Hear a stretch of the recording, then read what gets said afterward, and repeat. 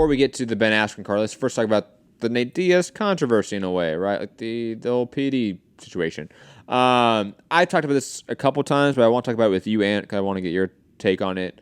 Obviously, Nate Diaz had the whole "you're all on steroids, not me" post, and he insinuated that UFC USADA is fixing it, it's a conspiracy, blah, blah, blah. You know, the gist of it, right? Now, let's tackle this a little bit individually. I would also recommend Bylock MMA. Dave Marsden wrote an article. Dave Marsden, really good follow on Twitter. I think his at's like Dave something. I'll shout it out on Twitter, but he's a really good follow. That was a hell of a plug you just gave that man. I am sorry, I forgot. It's a weird name. It's not like at Dave Marsden, you know, or it's not like that. It's at Dave Do space something. But anyways, digressing. Great article on Bylock MMA, and Bylock MMA has been killing it lately with some good journalism. So check out this article. It's a long piece, but it's in depth. And I will say this: it's a really good also. What? You said it's a long piece. God, you're so 13 years old. So good. Oh my God. They do a really good job of explaining what an atypical finding versus an adverse analytical finding is. And I think for a lot of fans, that's something that you should know. But digressing, Ant, before we delve into the Josh Groves piece, which I think is a separate topic in a way, thoughts on the Nate Diaz situation and controversy with USADA? Do you think that the right decision was made? Do you think this is a sign of something within the USADA UFC program? Thoughts on specifically the Nate Diaz PD situation, case, whatever it may be? I think it's a sign of all the above. Okay.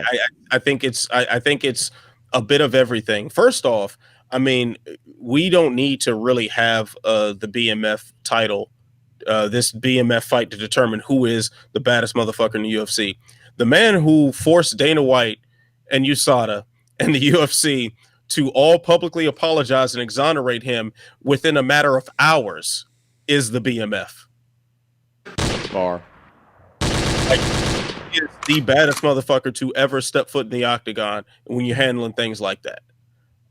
And I don't think it's anyone close when it comes to what Nate Diaz has been able to do from a regulation standpoint to fighter independence and all sorts of things that he has championed, whether he felt like it or not, you know, just by him standing up for himself.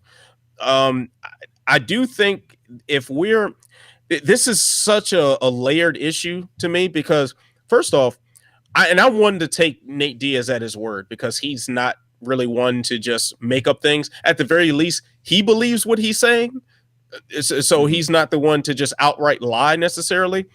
So if he's being told, if he's saying that the UFC or USADA or someone of power is telling him to keep quiet and he refused to, or that somebody got some explaining to do. Somebody got some real explaining to do because I know I shared this on Unleashed this week. It was just like, man, if you think back to some of the controversies from a drug testing standpoint in the UFC, you think first thing that came to mind was Mark Hunt versus Brock Lesnar at UFC 200 and how Lesnar tested for, I forget whatever substances it was. And then, but this came out after the fight. So the fight took place, they made all the money, and then the adverse findings come out. I think that's what they were trying to do this time. Like, and Nate just wasn't having it. He just said, no, that's not it. It's his reputation on the line. And also the potential of this being used against him in contract negotiations that he brought up later on. Like this is next level thinking right here. This is really the long game that he played. And he played it successfully. USADA and the UFC have some questions to answer. They have to answer for the lack of transparency. They have to answer for the notion that they told someone to keep something quiet, you know, days before this mega event of theirs. So there are some questions, and then also too that the threshold for this substance, SARMs, I think it's called, yes, SARMs, were And changed. and a SARM could be a lot of different substances. Like Osterin is a SARM for those that maybe don't know what specific, like Osterin's been something that a lot of people have popped for in the last few years. That's a SARM, for example. I'm going to talk about that in a separate topic in a second because there's a whole overarching thing with USADA and WADA that I want to get to with you as well. But yeah, back to what you're saying. Sorry. Oh yeah. So it's questions that need to be answered, man. I, It's yeah, and also where is this level of expedience? Where's this level I of, was going to get into that. Yeah. standing behind your guys and saying, hey, this guy is innocent? Where was this for Josh Barnett? Where was this for Frank Mir? Where was this for Tom Lawler? I guess they kind of sort of maybe did this with Neil Magny. Like, where's this for the guys that aren't headlining these huge pay-per-views? Where is that? Because they should be standing behind their guys. I don't know. I'm gonna try not to get too meta with this because this opens up a whole nother brave lane for me. Brave Lane. That was a Kanye West moment right there. you know, Dragon energy. BDE. But anyway, man, I'm really just kind of floored by how this whole thing is played out. And really too, I think this could be a potential death blow for USADA's presence in the UFC, or at least the way this deal currently stands.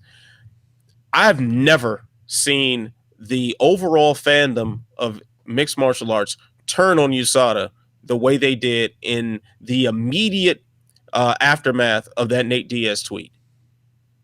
How many people who normally that Nate Diaz army is unreal though. But it wasn't. It wasn't just that. No, I know. Everyone turned into the Nate Diaz army when this fight was in jeopardy. They did. That's so true. I'll say this. I think the right decision was made, but the process to get to that decision was wrong in every step that was possibly made. And you've laid it out, I think, perfectly. Like, I don't even need to go over what you went. I think you literally step by step explained it perfectly why this specific situation was a clusterfuck and why the inconsistency, because I want to bring up that especially between cases, is a massive issue with the USADA UFC program.